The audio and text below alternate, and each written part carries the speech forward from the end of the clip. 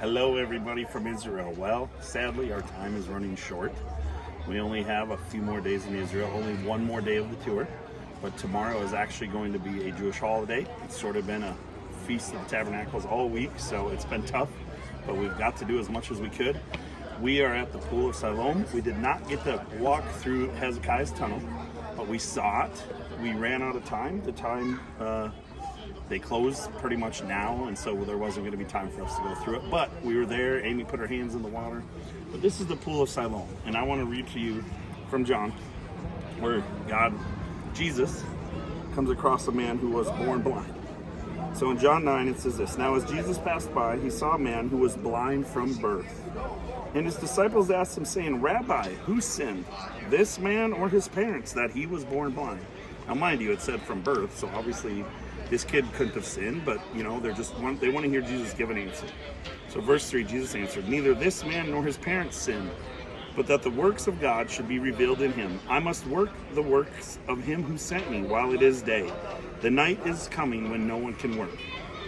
As long as I am in the world, I am the light of the world. And let me tell you, if you knew about these tunnels that surrounded here, it's pretty dark in there if you had no light. Pretty skinny. I had to squeeze through, go sideways.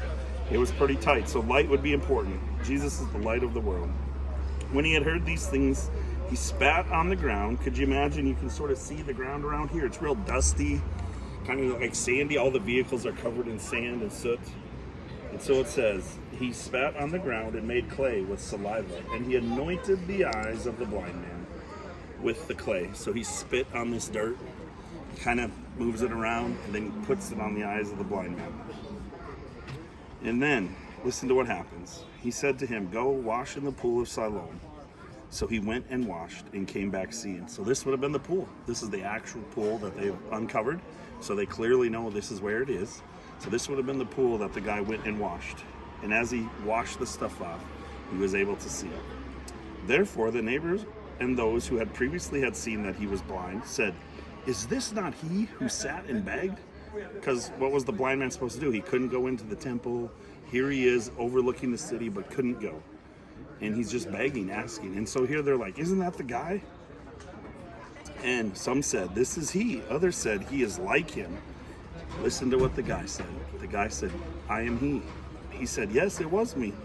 Therefore they said to him, How were your eyes open? Could you imagine a person being blind from birth?